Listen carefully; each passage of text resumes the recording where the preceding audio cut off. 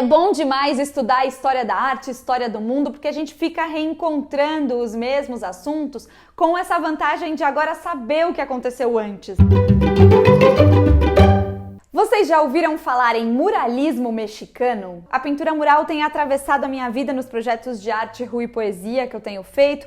E aqui pensando pintura mural, eu sentei para estudar o muralismo mexicano, que é um dos movimentos mais conhecidos da história da arte associados à pintura mural. E como tudo que eu aprendo, eu venho aqui compartilhar com vocês. Peguem os caderninhos de notas para a gente compartilhar muralismo mexicano no vídeo de hoje. Mas antes do movimento em si, um pouco do contexto histórico para a gente entender as circunstâncias nas quais se dá o ímpeto de criação artística. Era 1910 e desde 1876 o México vivia sob a ditadura de Porfírio Díaz, que era um líder autoritário e insensível aos problemas enfrentados pelos mexicanos mais pobres, o que levou à Revolução Mexicana, um movimento armado que teve como líderes reconhecidos Emiliano Zapata e Pancho Villa e que tinha como objetivo formar um governo popular e criar uma constituição que garantisse direitos importantes para combater as desigualdades sociais no México. E essa constituição nasce em 1917, mesmo ano da Revolução Socialista na Rússia, e a gente sabe que vem um monte de coisa depois,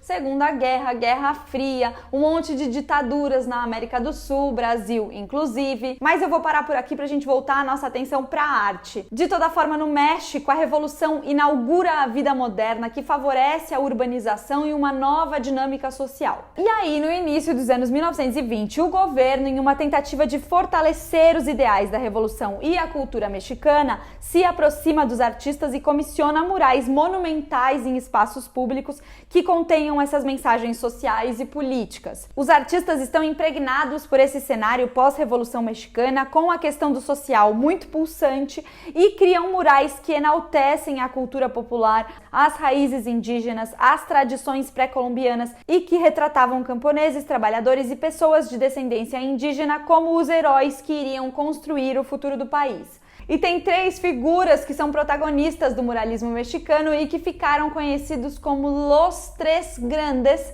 e que são Diego Rivera, sim, o marido da Frida Kahlo, José Clemente Orozco e David Alfaro Siqueiros. Importante dizer que a pintura mural não foi inventada nesse momento. Os olmecas e os maias, lá em meados do ano 700 depois de Cristo, já realizavam pinturas murais super elaboradas. Os pintores da Renascença italiana, Giotto, Piero della Francesca, Fra Angelico, com seus murais com temas bíblicos que educam e sensibilizam os fiéis, também influenciam essa turma. No século XIX, Juan Cordeiro pinta o que seria o primeiro mural mexicano moderno com tema filosófico e político na Escola Nacional Preparatória, que é também onde o governo comissiona os primeiros murais pós-revolução a Orozco Rivera e outros artistas. O primeiro mural do Diego Rivera, comissionado pelo governo, é de 1922, intitulado Criación, e é uma alegoria da Santíssima Trindade, representando amor, esperança e fé. Um dos fundamentos básicos dessa arte pós-revolucionária era que ela deveria ser pública, disponíveis aos cidadãos acima de tudo e não a poucos colecionadores ricos. A outra questão é que os artistas tinham total liberdade criativa, então o que aconteceu ao longo do tempo foi que, além da identidade mexicana, os artistas começaram a incluir ideais marxistas e a defender a luta de classe.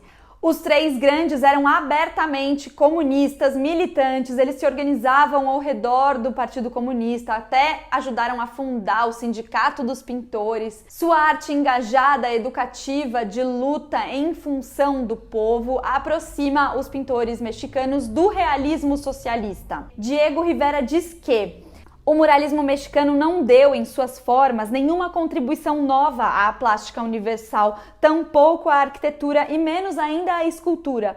Porém, pela primeira vez na história da arte da pintura monumental, a pintura mural mexicana fez herói da arte monumental a massa, isto é, o homem do campo, das fábricas, das cidades, do povo. Tem uma história famosa que o Diego Rivera recebeu uma comissão para pintar um painel no Rockefeller Center, nos Estados Unidos, e pintou o rosto do Lenin no mural. A família não gostou, pediu para ele substituir por um rosto anônimo. O Diego Rivera negou e eles destruíram o mural. No ano seguinte, ele pintou esse mesmo mural no Palácio de Belas Artes na Cidade do México, que é o mural dessa imagem.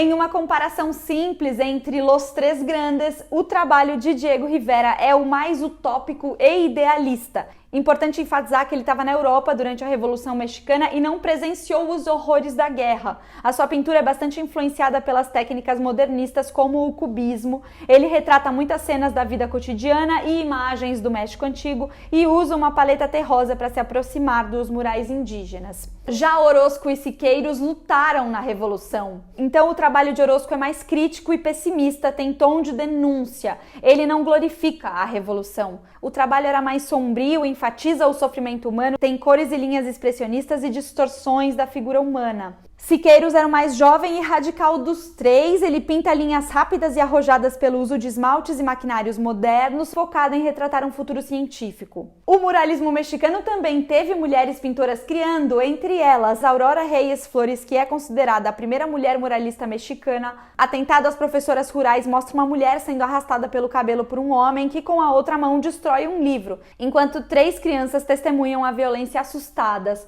Rina Lazo, que foi assistente do Diego Rivera por 10 anos e apesar de nascida na Guatemala, criou os seus próprios murais, retratando a cultura mexicana. E Fanny Rabel, que tem um mural importante no Museu Nacional de Antropologia na Cidade do México. O muralismo mexicano influenciou um tanto de artistas pelo mundo. É possível que Portinari, aqui no Brasil, tenha se inspirado no movimento para pintar uma série de murais importantes.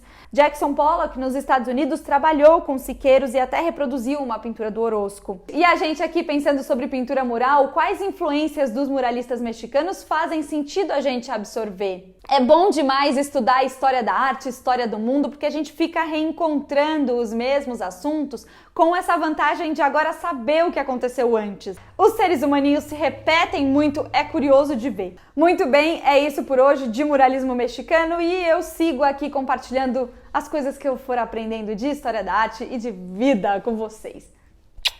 Beijo, meus amores, até logo!